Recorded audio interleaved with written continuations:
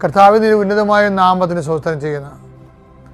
കർത്താവിൻ്റെ വിശുദ്ധ പൗരോഹിത്യത്തെ മഹത്വപ്പെടുത്തണമേ.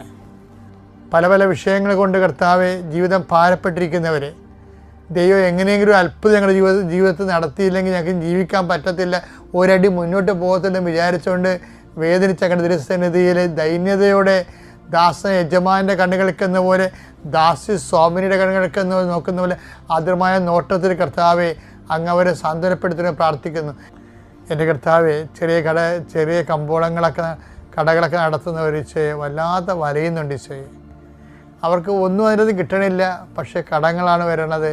ഇനി എങ്ങനെ ജീവിക്കുമെന്ന് പോലും അറിയാൻ പാലാതെ വിഷമിക്കുന്നവരുണ്ട് ഈശോയെ. അവരെ സന്ധിക്കണമെന്ന് പ്രാർത്ഥിക്കുന്നു. ഈശോയെ ഒരു തൊഴിൽ കണ്ടുപിടിക്കാൻ വേണ്ടി എന്ത് തൊഴിൽ ചെയ്താൽ ജീവിക്കാൻ പറ്റുമെന്ന് വിചാരിച്ചുകൊണ്ട് വിഷമിക്കുന്നവരുണ്ട് ഈശോയെ. അവരെ കർത്താവ് വിസ പുതുക്കി കിട്ടാത്തതിൻ്റെ പേരിൽ മക്കൾ കരഞ്ഞ് വിളിച്ച് നിലവിളിക്കുമ്പോൾ അമ്മ അവരെ ആശ്വസിപ്പിക്കുന്നത് ഉടമ്പടി എടുത്തിട്ടുണ്ട് മകനെ മാതാവ് നമ്മൾ സന്ദർശിക്കുമെന്നാണ്. ആ ഒരു ഒറ്റ ആശ്രമേ ഉള്ള അമ്മേ.